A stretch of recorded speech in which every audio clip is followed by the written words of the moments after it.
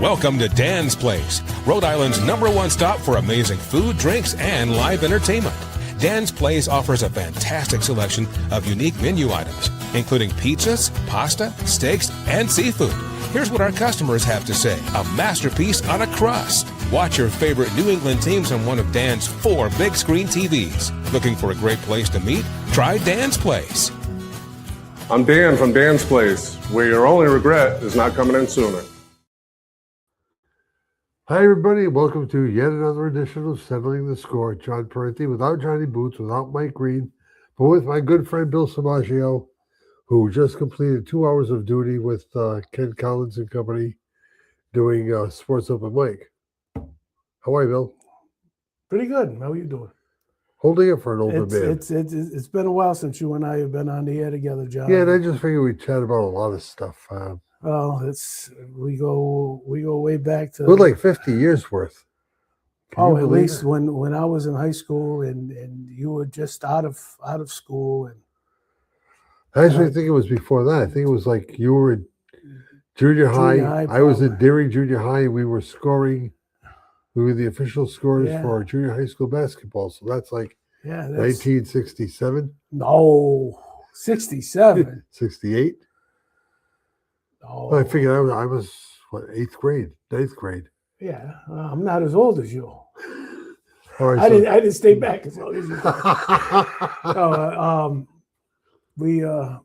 We go back to doing that, and then coaching against each other when you were at West Warwick and I was at Wesley baseball, and between that and you doing all the broadcasts for football, and then you became an umpire. And then and that's where things went downhill. I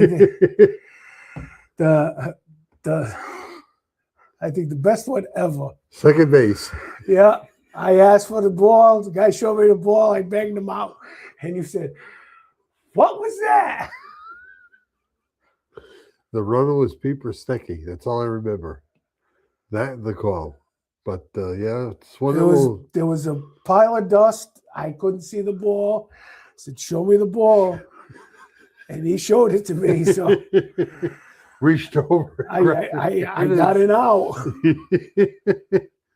Well, umpires are paid to do that, aren't you? Well, yeah. You're paid to raise the right hand, strike. We're paid for outs. We're not paid for saves. Oh. But, a lot of good local stuff, a lot of good local memories. But before I started, well, actually, I was doing umpiring before I started coaching at Westerly, and you were the JV coach at West Warwick under Louis Polano, which was a great baseball guy, and I was coaching under Chris Reed, another great baseball guy. We had 2 great mentors and learned nothing from them. Well, we learned a lot of baseball from these guys because you went on with successful seasons in Legion. And between Chris and I, we wound up we had a state championship. We had a couple of division championships. We had some great ball players. And Do you remember the game at the West Warwick Athletic Field? At the dump. Yeah, at the dump. I think it was 88, which was the sole year that I coached the varsity at West Warwick. And it came down to the final day of the season. And we played each other. And we were playing for the divisional championship. Wesley had Hiram Barber, whose name came up just recently, and Freddie Brooker's son. Yeah, Jason. Who were 2 of the most feared players in the old Southern Division, which is the way I liked it back then. I was going to ask you about that a little later on, but Hiram was a great hitter. Contact. He went on, had a great career at URI. Jay was a great player, and you had a couple studs on that team. Yeah, too. Everett Jackson, Steve Graham, Pete Bedard, Phil D'Ambra. We were pretty well spread 1 through 9. We were Carlos Rivera, Carlos Ramello. I remember Bob Flick calling a 3-2 pitch up here with the bases loaded in the last inning with Wesley up 4-3. Ball 4 to everybody but one person.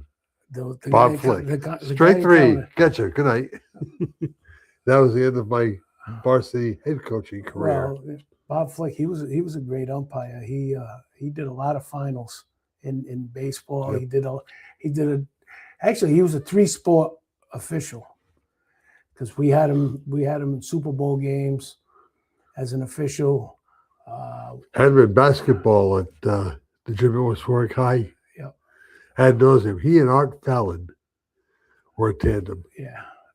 Well, usually though, Bob went around with a lot of island guys, and because they wanted to travel together. But Bob was a great official, and it was tough doing games at West Warwick for basketball in the high school gym. I think it would be easier to officiate a game in the old Civic Center. Well, the Civic Center, because it was so wide open. Yeah. But the high school gym itself, confined, it's a tough place. And you got Well, it's only like 5 feet from the end line to the start of the stands on all 4 sides. yeah, Tough. it kind of reminds me of the old Wesley gym when I was in high school before Federico Gym opened.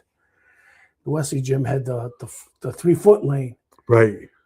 where you could be on the court inbounding the ball. Right. And that was a tough place to officiate too. But between the two of us, we've seen a lot of West Warwick, Wesley games in multiple sports, and you calling a lot of the games up there, and now and then you got a chance to call games on the road, and it would be fun to listen to some of the games, because like in football, towards the beginning of my coaching career, I didn't get to go to too many games, but I got to listen to them on the radio, and that was a good thing. And I got to listen to you doing games. We did a few together, which was yeah, fun because yeah, you provided your football knowledge and I provided a lot of talk. Yeah, I think I did a couple of games with you at Coventry, which is a tough place to broadcast from. It sure is. I don't know if you ever had said that on the air, but Yeah, like every time we were on the air. Coventry, tough place to had a lot of room, but you didn't have the sight line. Because you had that concrete window, yay big, maybe 3 of them. And when you turned to the right to try to see the end zone, you couldn't do it because there was nothing but concrete bricks or blocks. So you had to lean out, and usually there were a couple of fans Standing, or and sitting top in the row was like, way. can you please sit down? Can you maybe be a little bit considerate to us? And it was like, oh, who are you? Whatever. But But that's high school sports. You live with it. Now, we don't have a palace like they do at Wesley because that press box is the best, bar none, except maybe Centerville Bank Stadium in all of Rhode Island. well, the URI's doing a new one pretty soon, and hopefully the Interscholastic League will get that for the high school championship games, where hopefully you get to do a broadcast or two, and that's something else I'd like to bring up before I'm officially hired as a Interscholastic League coach. I get to make a couple comments so I wouldn't get in trouble, but Feel free. no, I can't see why in the Rhode Island Interscholastic League you do a team all season, come to the finals or the semis and the finals, and you can't broadcast a game. Because you're precluded by the National Federation of High School Sports. But they allow you to do the whole season. Right. They have an exclusive with the NFHS. Yes, I And I know there's understand that. probably some dollars involved or whatever it may be. But So even if there's a fee, well, there is an interscholastic fee anyways to broadcast. So you're paying that that should go for the whole season. Because is it really fair to, whether you're doing it on TV, you're doing it on the radio, you have a loyal following, that people that can't get to a game because of work, being a shut-in, can't get to the game, and there are some things where if you go to a game, you got to have a smartphone to get tickets to get into the game. It's not fair to those people. I will say this for the league, and I'm not defending them, but I'm just telling you the way it was last year. We were able to do radio while the NFHS did its telecasts of games from the dunk at the time, because it hadn't been the Eureka region, wherever immaterial. From the big place in Providence, we were allowed to do radio for the championships. Matter of fact, we had better seats than the NFHS crew. We also had better seats than Dan York, who was allowed to do it for the radio station in Providence. So I mean, it was okay, and it was fair, and we got it done. I think there might be a better solution. I agree with you. There might be a better solution to allowing the local radio stations and it's like 3-2-1 media. Yeah, They've been putting out games from Westerly to Cranston all season. right. You do their And not a first lot- round playoff, you do a second round playoff, and you've invested in the teams by broadcasting. You get a following because the people can't get to the game, or because of a situation they can't be there at game time. They get to watch it. We just came through that with the West Warwick volleyball team. We did their few of the regular season games. We did their match in the quarterfinals. We did their match in the semifinals. Now 3-2-1 is precluded from doing the finals because of the exclusivity between the NFHS and the league. There's got And to that's be breaking my heart because they're playing Westerly today. there's got to be a system where both can do it. There's got to be. I agree. It'd be fun. Even if you're delayed, if you want to have NFHS live and you're on a tape delay. Or do it without video. Do basically what would amount to a radio broadcast of the finals. Yeah. There's got to be a way. And it'll take some heads that are smarter than us to figure it out, but we need to figure it out. Because, like I say, you're cheating parents, grandparents, people who have developed a following by watching. Matter of fact, I was in a wiener restaurant in Cranston earlier this week, and a gentleman came up to me and thanked me. And I've never seen the guy. Thanked me for carrying the games and doing a good job or whatever it was. But very sincere man, paid for his lunch. But, No, but I mean, that kind of thing, So- means something to us personally. yeah. Obviously, it means something to Ben. But I feel sorry for that grandparent that can't get to a game, and then football because of the weather. True. It might be too cold for some of the older people And now like that, us. I was just going to say, now that we're both reaching the 70s. No. I haven't got there yet. When I said approaching, I'm there. Yeah, I just hope we can all just Get to a middle ground. Get Yeah. to some way that we can do it. I'm sure, like I said, I'm sure that the heads of state recognize it. And now you get the advent of Wizards TV and the people in Portsmouth doing their own play-by-play. These other Johnston. Johnson's got their own. Matt Clemens is a graduate of that school and their communications pathway. Now that they're developing as well, I would think that you would want to provide them the opportunity to do what the NFHS is Yeah. doing, simply because Yeah. they're carrying 25, 30 basketball games. NFHS is carrying one.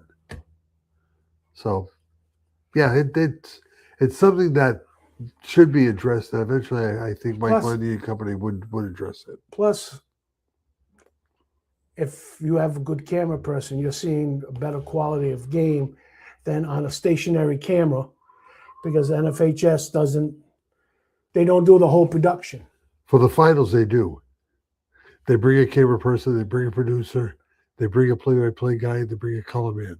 Oh, it's not like They give you 4 guys. No, but during the season, No, it's that camera that, and I guess Ben's got a name for it. It's an AI camera. yeah, An AI camera it's just a stationary. follows the ball. It's a stationary, and I don't know how they do it in hockey. If I want the puck, but it's. It does get frustrating. And just being, it's like this year, seeing really got into the 3-2-1. I watched a lot of games this winter where if I went to a game, I would miss another game somewhere else where I could watch a couple games almost at the same time, get the split screen and not have a problem. And in the spring, I watched the Wesley softball game. Then I watched another game, the Charahoe game. Well, it was the Charahoe game first. Then I turned on, it was the Westerly Cranston game. I was listening to you doing it, and I never got a response back on the comment I sent you. You had a phrase about the umpire, and it's like, where did that come? I never heard that phrase before. There was a play where the umpire. Was that fair ball down the right field line where? Yeah. Yeah, it was all discombobulated, and they got the out, ended up at second base after the run had scored to tie the game, something like that. Yeah, it took me a while to figure it out, but they got it done. I tell you, I had more fun this year covering the 35 games that we did, or about 35 games that we did, because I got to go to Cranston West, which basically had the softball games right up the street from me, because I live on the north end of West Warwick, as you know. Yeah. And all you have to do is travel maybe 2 miles down the road to Brayton. You should have just had him play in the field right across the street. That's right. Could have done it from your kitchen window. But no, they treated us. They were so appreciative. Rob Malow, who's the incoming director of athletics, Mike Terrificante, who's the outgoing director of athletics, PJ Bissett, the softball coach, Rob was also coaching baseball, and the kids themselves so appreciative that they were finally getting covered by basically a statewide network. Yep. And even their opponents, Jimmy Connell at Smithfield and Leo Bush at Coventry, and now the other thing about that is the kids get to watch the game after. Yeah. And if a kid is a good player, they get to break that down realistically and use it as a recruiting tool. These are my highlights. It's something that not just helps 3-2-1 media, about getting their brand out there and everything, but it helps the fan gets to watch it. It helps the player, it helps the coach. I've used it to scout football, watching games on 3-2-1, and the company does a real good job with high school athletics. And speaking of which, what is the new football front for Bill Samaggio now that you left Charahoe? I will be at Pontigansett. I will be with some of my good friends, some of the guys I coach with at West Warwick with. Dave Cato, who's the head coach, and Ron Silva, who was a back coach. He was a former head coach at Mount Hope High School. He coached with David and I at West Warwick, and Ron coached with me for a year at Charahoe. We're getting the band back together. And that'll be fun. And it's is it worth the ride to you? Going from here all the way to Pontigansett? See that's the thing, in Rhode Island, anything over over exit 6 is taboo. But Ron lives in Richmond, so I won't be going from Westerly to Pontiac High School, which is in North Situate. It's not just me, that whole ride back and forth. 20 minutes, pick up Ron. Ron and I would go up, we're together. We get to talk, what we want to do during a practice session, what we want to see, tweak some stuff. So it's going to be good. It's not like it's going to be a drag. And coaching under David was very interesting. The first go around, and then I had Dave Cato as my film man for my first year, head coach at Charahoe, and we just get along together, and it should be interesting. How are your numbers? Well, we haven't got together as a team yet, but they've had a bunch of guys that they have a strength and conditioning coach at the school, and so far the guys have been showing up. David Juzzi says he's got between 40 and 50 guys, and which is great for a Division II, Division III school. Well, it's great for a Division II school. Well, we're moving up to Division II this year. He's got a lot of kids returning. He lost a couple good players, but got a lot of the linemen back, and hopefully we should have a successful season. You enjoyed it as much as you did back when you were down in Westerly? Yes, I do. It's changed since the first day I started coaching back in 1979. Think about that. To today, there's different ways. There's different, not different kids, but the way the kids' minds are is different. And I don't think I would have changed anything what I did back then to what I'm doing now. It's been fun. I always said I will coach until it's not fun anymore. Yes, I did leave Charo this past season, but it wasn't because I didn't enjoy coaching. There was some other aspects that came up that led me to leave Charahoe. And then once David found out that I was done, he called me up. I had some other coaches around the state call and said, I heard you're available. And David put together a good package. So I decided to go there, and we're going to have fun. And that's what it's all about. Overall, now, you've been involved for so long. Is the health of high school football in Rhode Island stronger than it was, say, 20, 30 years ago? I want to answer that question with a yes, because I can see it. The safety of the game has changed a lot. Especially now, overall, having trainers at the field for practice, or some schools that have some kind of trainer there for most of the practice. Game days, the officials are watching out a little more than they had to before. The coaches are a little more,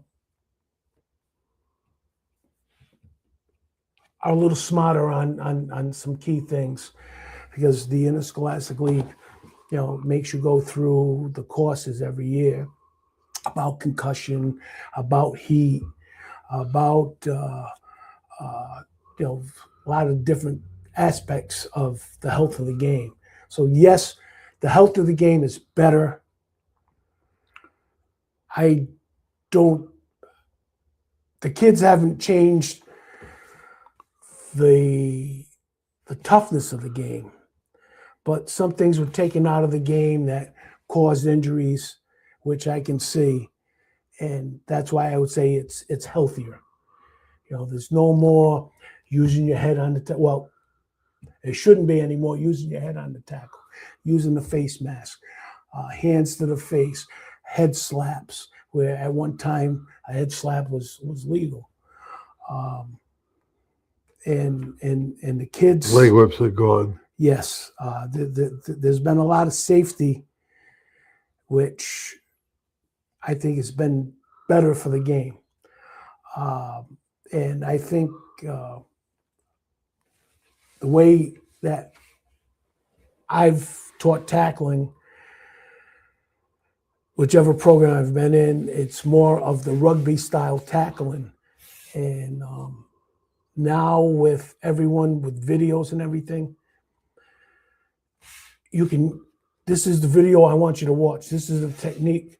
And when I was, before the season, well, I normally tell the parents, especially when I was head coach, this is the way we're going to teach tackling. We video it, that we're teaching the proper way to tackle.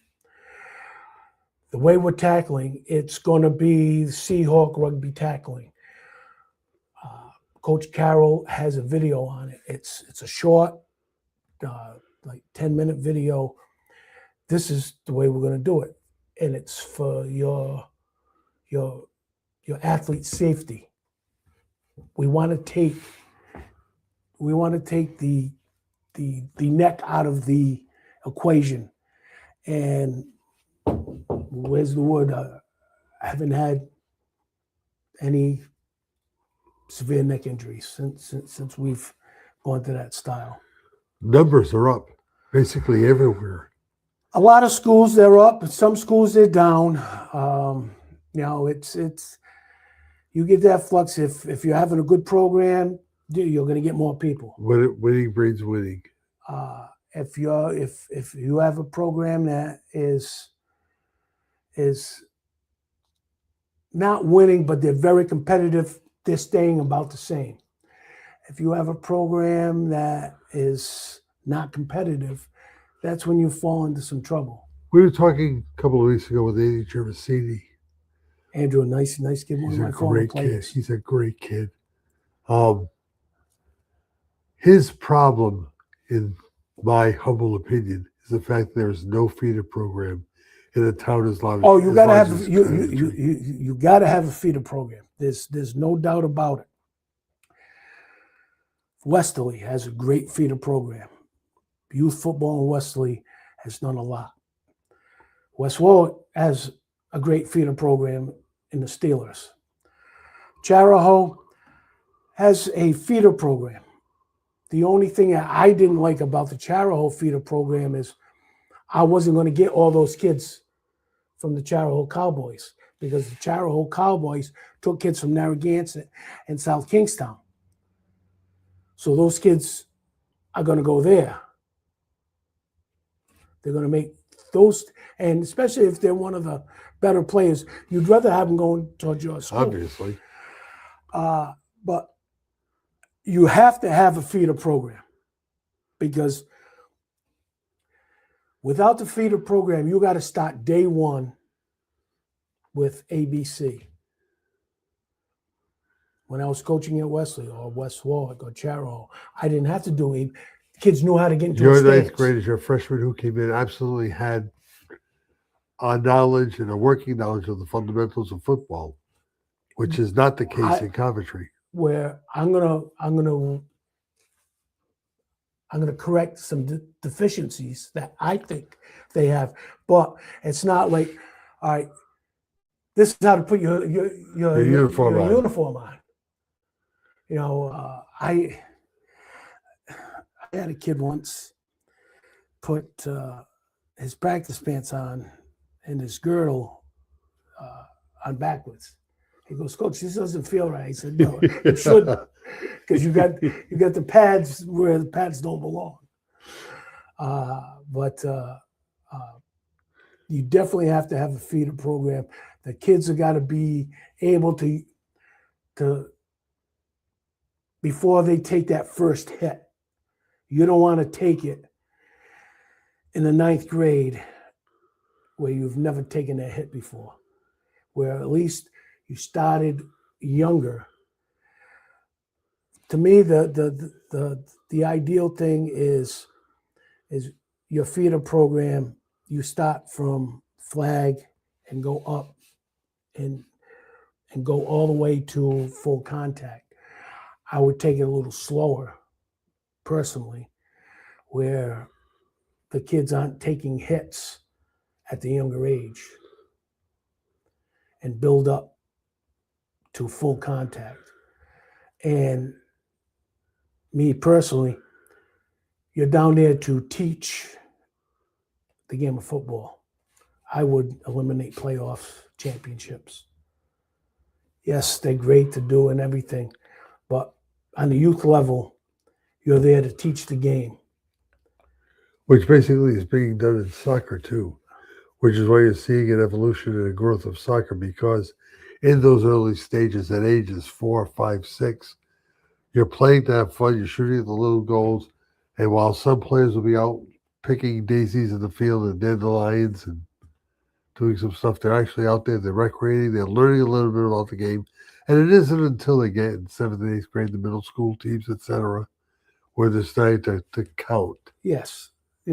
I've watched youth football have Super Bowl games for the youngest level. To me, you don't need that. Just teach the game. Little League. When I played Little League, you had one all-star team. Now you got 12-year-old all-stars, you got 11-year-old stars, 10-year-old, even the farm systems have all-star teams. And it's competitive. Teach the game. Yep. That's the biggest deficiency, because there's too much emphasis being placed on winning at the lowest levels. Teach the game.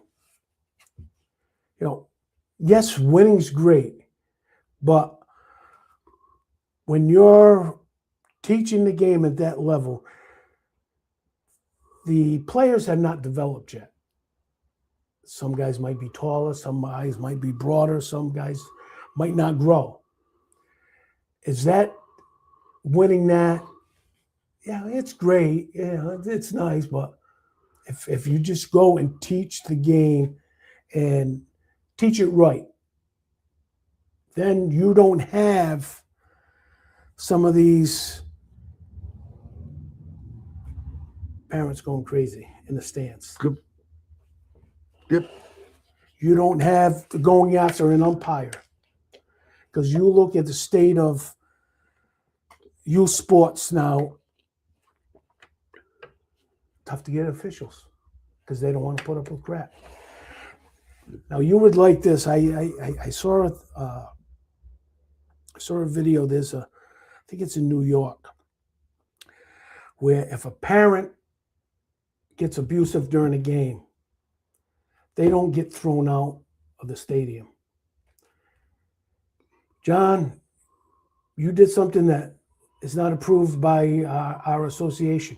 You now will have to umpire 3 games to see what that guy goes through. I love It's mandatory. For you Love to it. stay, you have to become an official for 3 games. Love it.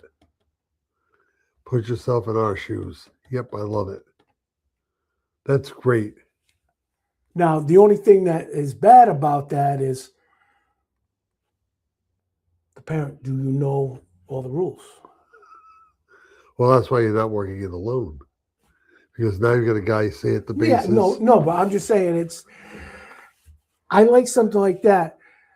But if you didn't have all these championships and everything at the younger level, you wouldn't have these battles with officials. You wouldn't have these battles coach against coach because I want to win. But now I'm just thinking as you talk about it. I'm in a position where I am now the umpire and I don't know all the rules. And now a situation occurs where I need to apply that rule and I have no clue. How much of a jerk do I feel that I just screwed up. Yep. Because of me being a big mouth. Yep. I just took away something from a kid. In a team. Yeah, I kind of like that. It's basically learning by embarrassment. Yeah. Yeah. And supposedly, where they implemented this, there's been a lot less friction between parents and officials, Because they've walked a mile in the official someone else's shoes. shoes. And in Rhode Island, you must have noticed it doing a lot of games. In baseball, there were 60 high school baseball games this year with one umpire. That's sad. It's sad and it's concerning because, I mean, think about it when we were coaching. Guys like Dick Lee and Bill Fagan and Bob Flick, who I mentioned earlier, and just those guys, Clint Robertson, and just Velmo Cheverini. yeah, Mo Cheverini, yeah, Johnny Barber from Yeah. Westerly. Shorty Great from Florida. guys, and if they screwed up like Bob Flick screwed up in my game in 1988, the day afterwards or the season afterwards, we were friendly. We basically, Yeah. you know, it's the human element. I did want to ask you before we break and start talking about things like the Red Sox and the Belmont and the World Cup and all that other stuff, which I want to touch base with you on. I did want to bring up something, and I just popped what it was off the top of my head. I Well, completely you're lost thinking it. that Rhode Island high school sports, when we coached against each other and going through the 80s and into the 90s in baseball, we used to have one state champion. Used to have the Northern, the Southern, the Eastern, the West Bay, And the Metropolitan. the Metropolitan, and the North. And we were in a great league. It was Westerly, Charahoe, West Warwick, East Greenwich, Coventry. South Kingstown, North Kingstown. Narragansett. Yep. And one of those teams were always in the state finals. Yep. And there was only one state championship. And even that old Southern Division, that was almost the same division in every sport, every single sport. Yep. Except I think at that time football was the only one that wasn't. On basketball, it was the old Southern Division. Baseball, it was that way. Softball was that way. Track, everything. I think when Rhode Island went to this, The multi-tiered. well, not even that. Because I think they have too many state champions for a small state. Because in baseball, you have 3 state champions. You've got what, 45 teams. You got 3 state champions. That's not, personally, I don't think that's right. Well, I think there's one state championship, and that's the top level. That's Class A, but they call that the state championship. But you tell me, kid that wins it in Division III, what are they called? Division III state champions. Yeah, exactly. So It's a misnomer. So you went to this point factors. Go back to your old divisions. And when it comes to playoff time, you go where you belong. By enrollment, unless you're a parochial school. There's 2 things they can do. Parochial state champion, public state champion. Or every parochial school's got to go Division I or Class A or whatever you want to call it. So if you want to split it up to a state champion and a class champion, you can have that. Or if you want to just go a state champion, which I think would be good in golf, hockey, basketball, baseball, a lot of the sports. I think they should do that because you did go to this point system and you can play anyone you want. Well, play everyone in your division at least once. You have a division, whatever. You don't even have to call it division champion because of the point system. It's just you play your schedule. In Connecticut, that's what they do. In Connecticut, the ECC, they have teams in baseball. They have teams in SMLLL. They have a tournament at the end of the regular season that gives the conference champion. Then come state playoff time, they go and play for the state championship within their numbers. Not a bad idea. Not a bad idea at all. It's a possibility. Yep.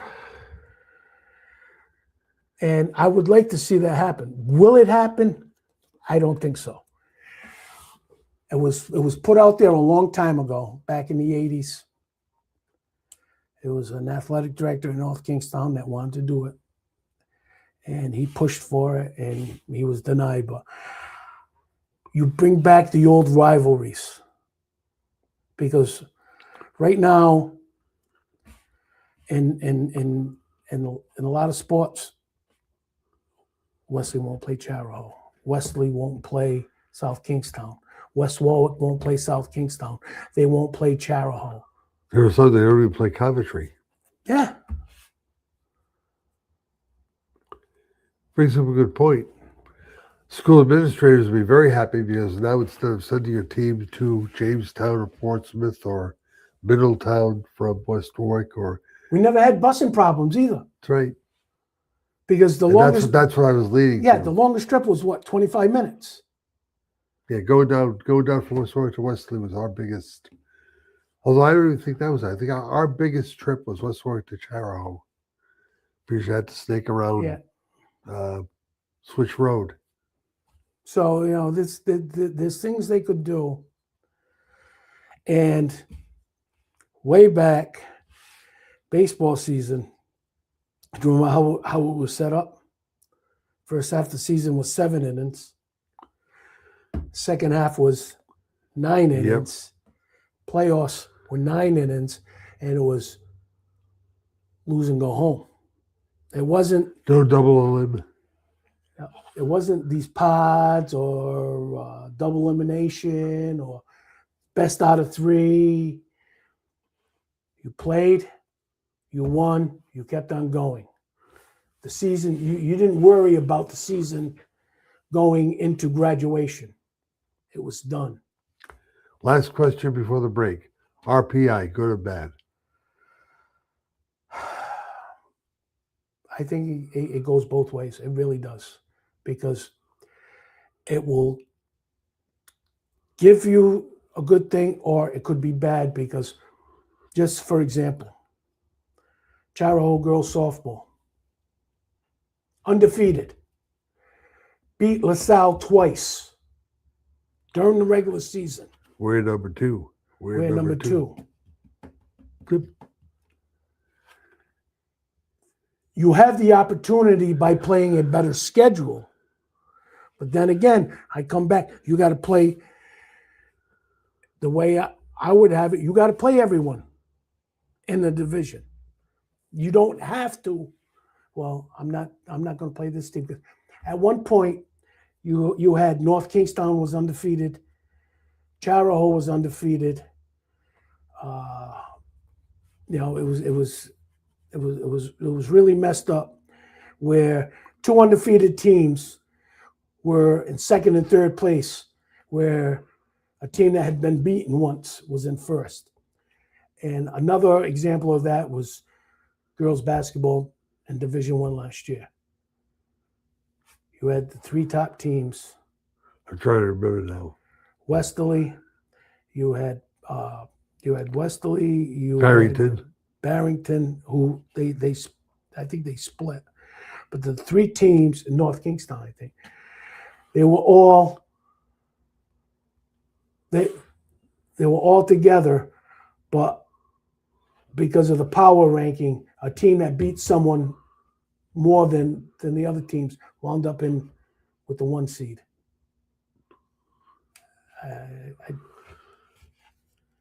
So we've opened up a can of worms on several fronts, and it's going to take people a lot smarter than us Well, to try I'll to figure tell it you out. what. At Charahoe, in football, we played Portsmouth, which was a super Division I team. West Warwick played them as well and got spanked. And the first year we played them, we gave them a great game. Our kids were up for it. And it helped us because we played them for our power ranking. Last year we played them, and if it wasn't for if we had not played them, we wouldn't have made the playoffs. And that's another thing that I was going to bring up is too many teams in playoffs, because sometimes the seasons are too short to get all these teams in the playoffs. How many places is a 7-game schedule enough to call a league? Not enough a lot. But after 7 or 8 weeks, it stops. The winners move on. The losers play a consolation game. But number one, you got to find a consolation game. Sometimes you can't find it. But 7 games? Really? 7 games. Is it worth it to start in, late July, early August? No. Do 2-a-days? No. The whole thing is, and it came down, and I'd hate to say it, but Super Bowl game should be after Thanksgiving.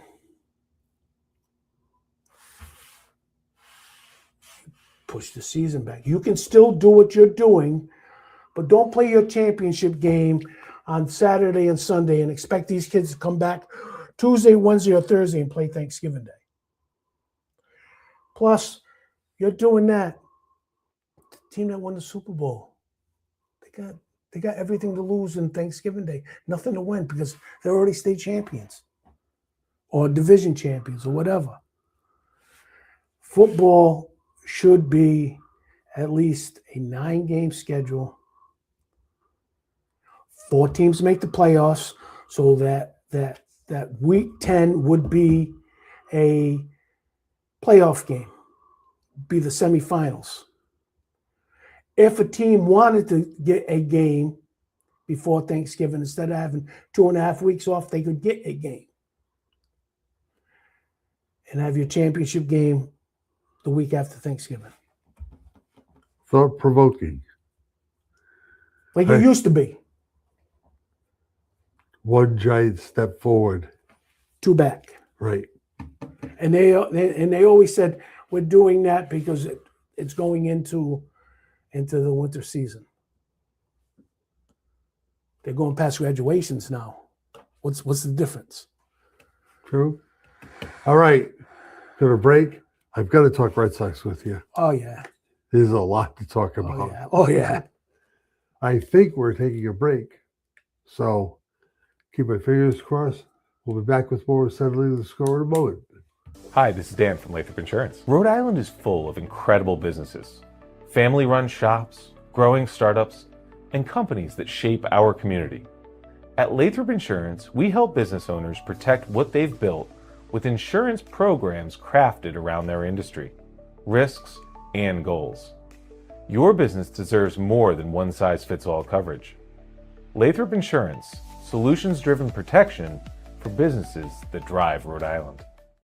I'm Dr. Devin Barley. I own Greenwich Bay Chiropractic right on Main Street in East Greenwich. We are a chiropractic office that offers services like therapeutic exercise, as well as non-surgical spinal decompression therapy. Even if you're dealing with a chronic health issue that you just kind of say it is the way that it is, there are so many people that we've been able to help who thought that they didn't have any other options. If you're dealing with things like arthritis, headaches, low back pain, disc injury, pain down your leg or your arm due to a disc injury, those are great cases for us, and those are people that we've been able to help quite a bit.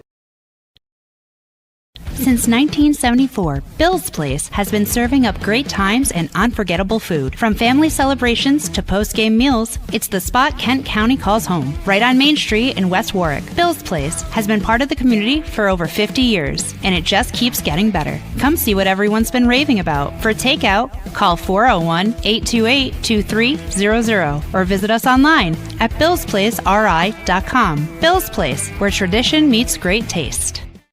I'm Johnny Mack, General Manager here at Sandy Motors, and since 19 1988, we've been making car buying wicked easy for Rhode Islanders. So come with me and let's go see how wicked easy we make it when car buying. From cars, trucks, and SUVs, Sandy Motors has the selection you want at the price you want. Get approved now and see all our inventory at sandymotors.com. Every vehicle in certified condition for you to drive for many years to come. Sandy Motors, we're making car buying into wicked easy. It starts with a conversation. We dive deep into a 75-minute evaluation, one-on-one and real support between sessions. We don't just chase symptoms, we rebuild how your body moves so you can stay active for years to come and get back to the life you enjoy. We have been family owned and operated for 27 years. We do specialize in European vehicles. We're an alternative to the dealership. We are transparent and honest. We provide a digital vehicle inspection, complimentary shuttle services to your home, elite auto repair, building relationships for the road ahead.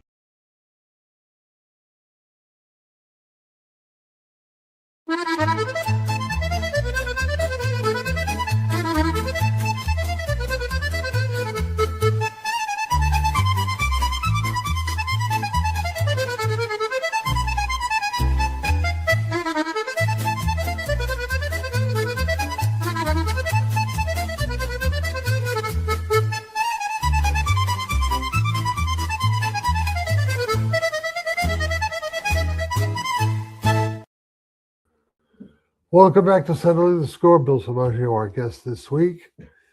We've covered the local high school angle big time. Now it's time to talk about the big boys. You mean the team up in Boston that can't win at home? It's amazing. One would think that you would contour your team, your roster, toward your home field because you've got 81 games being played there. This team is so dysfunctional offensively. I think a lot of that, I personally think it comes down to they didn't sign the right person during the offseason. They didn't sign their team leader, which was Bregman last year. Yep. He's the guy that kept everyone together, kept the young kids. You don't have a player like that right now on the Red Sox team. Contreras, who is a veteran, I don't think he's that type of player. Guy. The one that has been stepping up lately, and he shouldn't have to, is a utility player and former Yankee, former Blue Jay, Falefa. Falefa. Yeah, he's been the one that's pulling them together. But there's no person on the team, no everyday player on the team that has taken the team and led them. I don't think Duran's not that kind of a guy. Story is injured too much, so he can't really do it. And everyone else is too young. The center fielder, too young. The right fielder, too young. Third baseman. Blessed with talent, gold gloves, but they're too young. The pitching staff. Well, maybe Crochet. He only pitches every fifth day. Well, how about the closer? He only goes in there when they're up. You got to have the guy that's playing every day. Take him. We got to do this today, or we got to do that, or we're facing this guy. We got to do X, Y, and Z. We got to study a little more in the film room. We got to work a little more about going the other way. You don't have that guy. And more importantly, you don't have that guy at the helm because Alex Cora was that guy.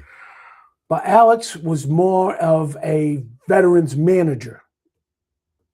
He coached well with the veterans. The young kids, not so much. But is Chad Tracy the answer? I don't think he's the answer either. Yes, he did come up with these guys. They're used to him. But does he have, he's got the family background because his dad was a manager. He knows what's got to be done. But he hasn't proven that it's his job.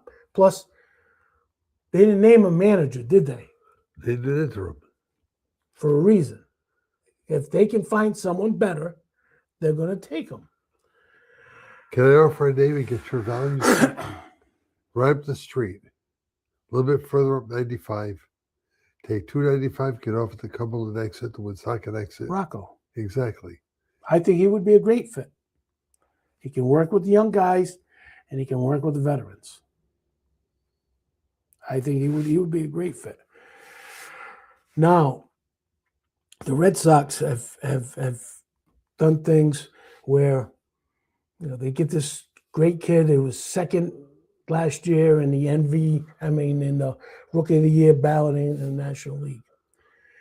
And he seemed in the beginning of the season they tried to make him a pull hitter. Not a pull hitter. He's a scatterer. Yep. He goes from line to line. Once he's starting to go with that pitch to right field, he's starting to hit the ball. He's hitting the gap in right center. He's hitting the ball in the first, second base hole.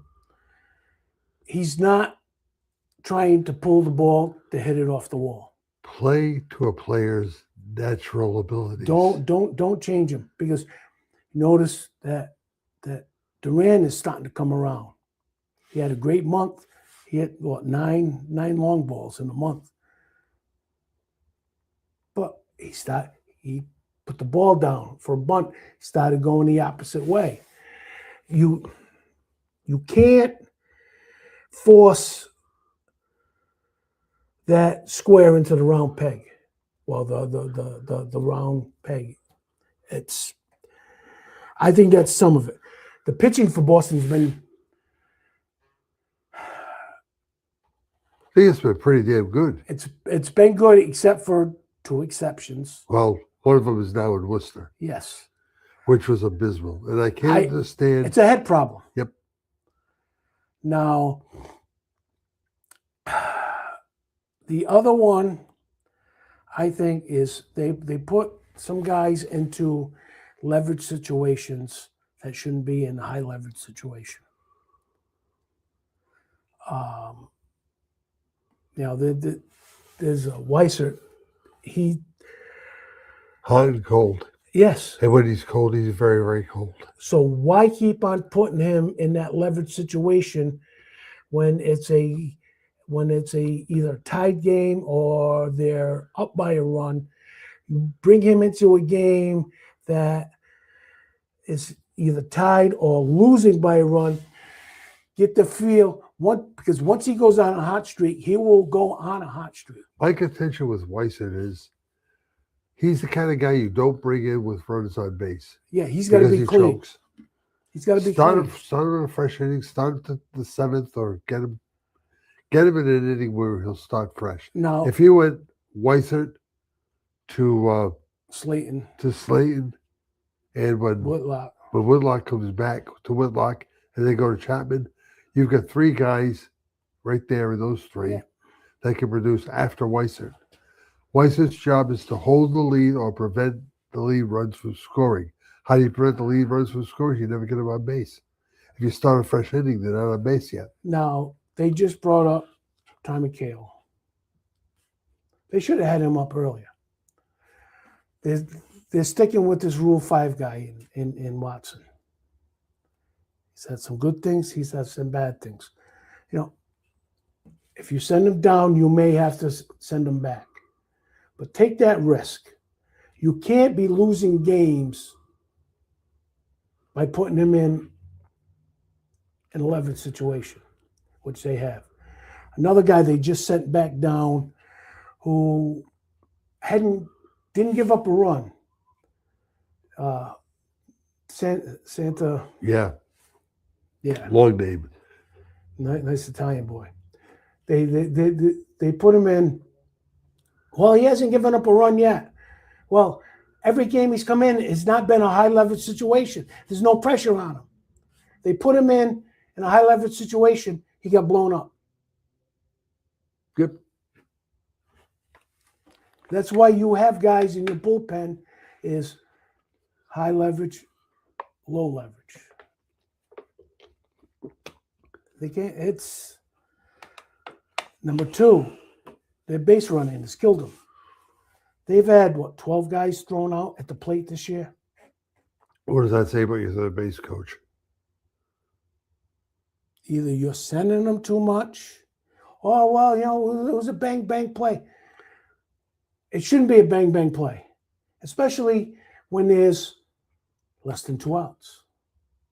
And you got to know, well, I got my 3, 4, and 5 coming up, or I got 1, 2, and 3 coming up. Or conversely, I've got my 8 and 9 coming up, and I've got to be aggressive. You don't have to be aggressive with 1 out to send Connor Wong for first base to try to score when Jared Duran and William Abreu are coming up next. Now, the Red Sox right now, they have 3 catches. Are you counting Mickey Gasper? He's a catcher. He's been catching. Okay. He's been catching. And why? They're not doing a bad job either, by the way. I'm not saying, but why do you have 3 catchers? Can't you go with another guy that, well, Gaspar plays first. He can play some third. You've got a guy in the minor leagues that's making over $1 million a year. You ever going to call him back and give him another shot? Joe? Who can play the infield or the outfield? Why are you carrying 3 catches? You've got a couple of guys that are underperforming. Sometimes you just got to sit them down. And it's not just with the Red Sox, but do you know what the average batting average is in the major leagues? No, I don't. The average batting average. I'm going to say somewhere in the vicinity of 275. Too high? Too high? You're about 50 points too high. Like 2 1/4? 238. A lot of them are under that. You look almost on every lineup in the major leagues, there's at least 1 or 2 guys hitting under 200. That tells me 1 or 2 things. Either everything's watered down, which it is anyways, and they're thinking about expansion. Or number 2, get rid of these analytics and the flight path, the uppercut. What did you teach your kids how to top hand over? Yep. Line drive. Yep. If you hit the ball right, the ball's going to go. Did Hank Aaron, did he have an uppercut? No. Did Willie Willie Mays? Mays, did he have a... They're going to go. Jim Royce, they're going to go. You rarely see a team batting average over 250. I think this year there's only like 7 teams. Last year there was only 6 teams. How sad is that? How sad is it? There's almost more strikeouts than there are hits. A lot of that reason may be because... Launch angle. Exactly. Because the home run is the big thing. It sells. The only person that won with the big home run was who? Baltimore Orioles and Earl Weaver. Because he had dominating pitches. He had 4 pitches. Who won 20 games in the season? Won 20 games in the same season. And going back to being watered down and everything. Pitching is so... I don't even know what word I want to try to say. Sucks. Is it time to... I was having this conversation earlier this week with someone. Is it time to bring the ball back to 12 inches? No. Why not? You answer that quickly. You got to start throwing. Number one, Major League Baseball players are, to throw a ball, you have to be flexible. There's too much strength in the pitching, number one. Because what does everyone want to do? Throw the 100-mile-an-hour fastball. So, number one, we're getting too strong. You're not flexible enough. And you're being told you got to throw the 100. You got to throw 99. You got to throw 99. You got to throw 100. Nolan Ryan, what did he used to do? Gear down when he had to and geared up when he had to. He would throw 130 pitches every fourth day. Yep. Not every fifth, Yep. and only throw 75, 80, or 85. Juan Marichal, 13th inning. Manager came out to take him out of the game. Basically, he told him, get off my effing mound. This is my game. He was in the 240s that game. And he came back 4 days later and went 9. They don't throw enough because they're just throw hard and throw as hard and as long as you can instead of pitching. Not throw, pitch. Give me 6 innings. That's all I wanted. 6 innings. They Give me don't even 6 tell them innings, that yeah. anymore. Give me 5. Give me 5. That's sad. Now, It's sad, but you know who loves it? Think about it. You're opening up opportunities for others to take your part. 7th inning pitcher is getting paid more because he's the 7th inning pitcher. The 8th inning pitcher is getting more because he's the 8th inning pitcher. The MLBPA loves it. Now, you have your closers. 3 outs, and that's it. Wait a minute. Sparky Lyle used to come in for 3 innings. Yep. Dick Raditz. Way Used to back. come in for 2 or 3 innings. And then do 2 or 3 more the next day. And the day next after. Because they threw. They weren't babied. But they weren't muscle bound where they were flexible. They don't throw enough and they're too strong and they don't harness. Because the faster you throw, what happens? You lose location. Yep. You lose location. Go back to the old days. You had maybe 5 guys who started games for you. What's the ratio of complete games now to what it was then? I don't know. How many guys now throw a whole season? Let alone a complete game. How many guys are over 30 starts? Remember, you had guys that used to be in the high 20s for wins. Some guys don't even make that many starts anymore. True. You don't. And 5, well, we're going to go to 6 starters. Wait a minute. These guys used to pitch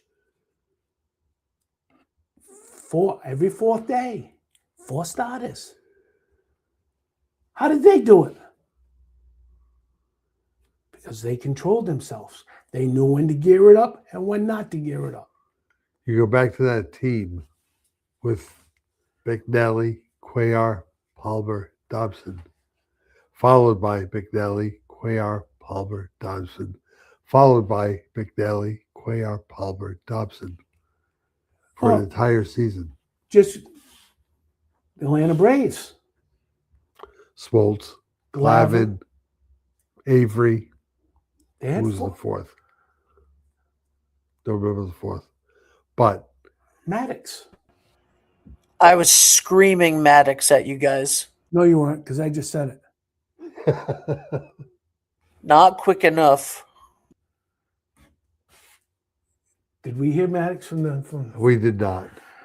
Well, I heard it from your mouth. I just, to me. Well, I gotta ask Ben this. Ben, did you get Steve Avery? Yes, of course. Okay. He's usually blew out his lefty, blew out his arm, moved up to New England to hard as out of Kate to Red Boston. And he was the only starter off that staff didn't make the Hall of Fame. That's right. But you can go back to our. Wait, sorry, but why didn't he? Just to prove your point even more, why didn't he make the Hall of Fame? Because he pitched and blew out his arm. Oh, you're still going to have arm injuries, but nowadays you see more guys with arm injuries because why? They're too toned. Your arm has to be flexible. And that Orlando staff was the last great staff for starting pitchers. Maybe. Because I think Millwood was number 5 on that team. And he wasn't too shabby either.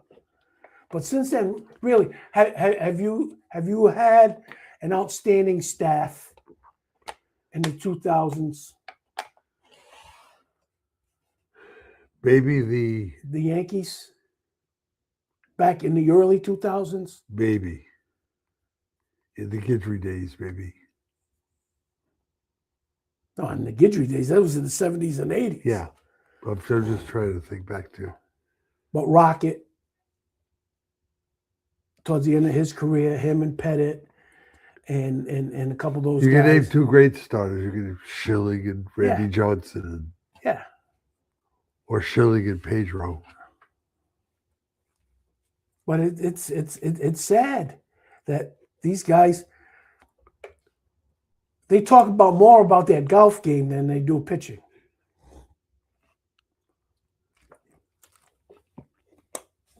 That's just my shot at it. I just, the game has got to a spot where we're gonna do the most we can, the quickest we can, and get out of there and make our money. My next question is simple. Could a Dodger team that has Sandy Koufax, Don Drysdale, Rod Peronowski, Claude Osteen, or that Oriole foursome that I mentioned, would they be as competitive now throwing every 4th day? I think they would be, because they're not trying to blow their arms out by throwing mid 90s to 100. They're pitching. They were pitchers. They threw the curveball. They threw the slider. They had the change-ups. Plus, they also had a free out in every lineup, basically. True. Barbara and I were watching a game just a few nights ago, and the Red Sox pulled somebody in the 6th inning with a lead, and she was like, "Do you realize that he just pitched less than what a Legion pitcher would pitch?" Yeah. Now, what was it? Last night, Gray, who was pitching pretty good, he only threw 79. He could have kept on going. And for the Yankees, not this last start of 2 sets, Cole was only 80-something through 8. Because he's pitching. He's not just trying to blow you off. With a 100-mile-an-hour fastball. When he needs it, he can get it up there. But you don't see pitchers anymore. We see throwers, and there's a difference. You know that, coaching Legion, all them years. I can throw anyone on the mound, and they'll throw me a fastball, but they don't know where it's going. One of the most effective pitchers at the local level that I've ever seen, and you'll remember the name, Cliff Peasley. Junk ball. Yep. Through nothing but this and this and this. Junk. Kept everyone offside. And Ben, we're going to see Cliff in the C League soon.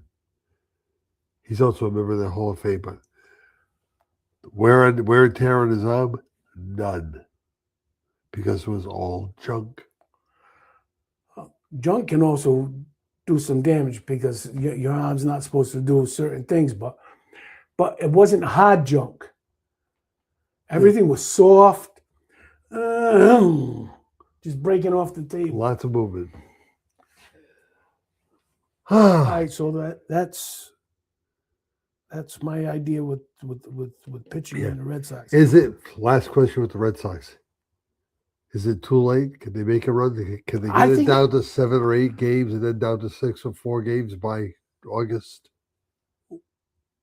The way they have it now, yes, everyone has got a shot because of the extra wild card. Again, too many teams in the playoffs because we got to keep everyone interested. But you're playing baseball up north in November.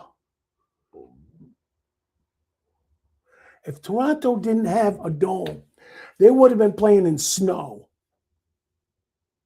Yep. Why? Money. Very simply put, money. And what are they thinking about doing with this new CBA, which we might see a big time lockout? New CBA, what is the big thing except for salary cap being discussed? Expansion. 2 more Nashville. cities. At least 2 cities. At least 2. Nashville, Salt Lake City, Portland. Is it Portland? Portland is 1. Sacramento is Sacramento is 1. Okay, so that's 4. They're going to have a team in Vegas. Yeah, well, Oakland's going to go there. Yep. But everything's watered down now. You're going to water it down more? How much better was hockey with the original 6? How much better was baseball? When you consider this, go back again. We've talked a lot about going back to the old days. You had your original 6, and then the next tier of players. Let's say each of those 6 teams had 30 guys. You're talking 180 guys. Number 181 to infinity were playing in Providence, Hershey, Springfield, Baltimore, Yep. in the American Hockey League. Not Now you've got 32 teams with 30 games, 30 players. So numbers 1 through 600 and whatever are playing in the NHL, and number 601 or 631, whatever it is. It's all watered down. Yep. I remember seeing Ken Dryden playing goal for the Montreal Voyageurs at the Overland Auditorium. Yeah. Think about that. Ken Dryden. You don't see a lot of. But I'll tell you what, you saw some great minor league in hockey. You saw great minor league hockey. In baseball, you saw some great C and D league, which don't exist anymore. Yeah, that's right. Where that team in East Bum, Iowa, that was in the D League, they didn't have a lot of people going to the games, but they had a team there. They had a baseball franchise. They played some good baseball. You don't see that anymore. You know, Because where are they? Those guys are playing in A ball, and the guys that were A ball are in AAA, and everyone else is in the majors. It's easy to get to the majors now. what are we talking? An hour and 20 minutes? This has been fun. Well, anything for Ben is fun. Yeah, that's true. Mr. Barber, any pearls of wisdom as we get ready to close? Drink water. We hope you feel better. Thank you, my friend. So you've got some baseball coming up or no? Got some baseball coming up with the Senior League and then American Legion Baseball during the summer. Got a new, rather exciting package of Legion Baseball games. Put it together. Now, Legion, how many teams are left? 7. 7 teams. Out of what was, I think we had 18 one year and 17 a lot of others. There's a team right here where we are down in Westerly filming this. There was the old Carriage Barn team, Westerly, Charahoe, and anybody else that could be recruited. You had three teams out of Warwick. You had the penalty box team, which was the Hendricken team, which is no longer. You had the Warwick Pal team, which was Warwick and Tollgate, and you had the Shields team that was basically Pilgrim. Then you had the two Cranston teams.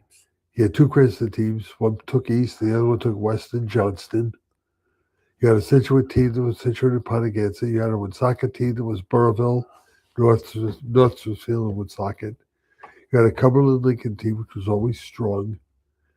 You had an East Providence team, that was East Providence and Moses Brown. And you had the East Bay team. Yeah, you had the old Allegrias team, which was Bristol and Warren. You had the R&R team, which still exists, which was Newport, Middletown, Rogers, Middletown, Tiverton. You had the West Warwick Coventry Greenwich team, which was my ball club. So you had like 18 teams. Now we're down to 7. And I think AAU killed Legion. Yep. And I'll go on record as saying that if I had every kid pay $500 to play Legion baseball, or whatever, I'm being conservative. Oof. And now it's more like $2,000. Yeah.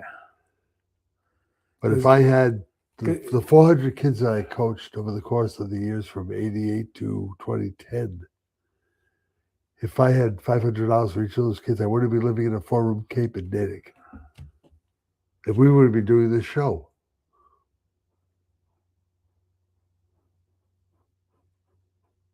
You would still be doing this show. Thank you.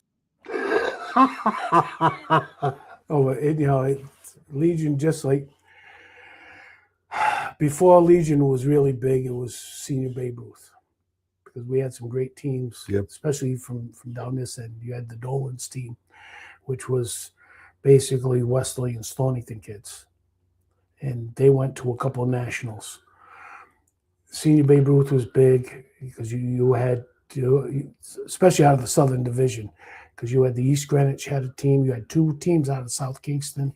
You had Westerly. You had North Kingstown, and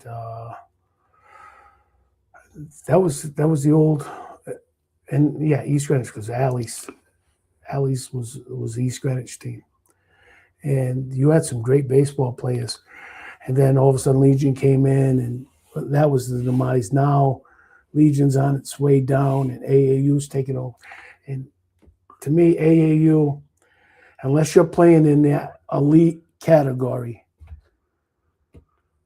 AAU is not. It's to me, it's just a money maker. It was a tough sell. It was a tough sell for me to sell a free program in American Legion, where you raised money to go away and your trips. We went to Rapid City, we went to Alaska, we went to Millersville, Tennessee, we went Cooperstown, yeah. It was a tougher sell, believe it or not, to sell that free program than it was to have my son play AAU ball and shell out the check for $2,000 so they could go to tournaments that games were being forfeited because those teams didn't have enough players, or simply because of scheduling conflicts. And not only that $2,000 you paid for the kid to play, but now you got to buy him his extra uniforms. You've got to you've got to get the transportation. You got to pay for the travel. Yep. For all these tournaments on either every weekend or every other weekend, because you did have some home games. And you have a limited roster, which means my kid's not going to get enough playing time. He might get 3 or 4 innings out of a weekend. That's why I said there's one level of AAU that's outstanding. Because I did a lot of umpiring in the AAU. And a lot of people don't realize there's the elite, there's the middle group, and then there's the lower group. And sometimes it's, it's great. Your kid plays AAU, but is it an elite team? Nope. Parents, wake up, smarten up. Listen to the voices of reason. Basically. Go with the free one. Phil, thanks. You're welcome. So that does it for this edition of Settling the Score. In a couple of weeks, we're going to be talking some World Cup, believe it or not. And the major question... Wrong football. We're going to talk about why Italy didn't make World Cup play. Why not? They got beat by Herzegovina, Bosnia-Herzegovina in their sectional qualifier. So there's no Italian team in the World Cup. Travesty of justice. So we'll talk World Cup next week. We're trying to get a couple of soccer coaches involved with that. And then in 2 weeks, Chris Patsos, we're going to talk Newport Gulls baseball. Which will will be some fun. good baseball. Yeah, if you want to see an NECBL game, go to it. I like those wooden bat leagues. Yeah, me too. So, for Ben Bummer back at the studio, for Bill Samaggio, John Parenti, so long. We'll see you next week, settling the score.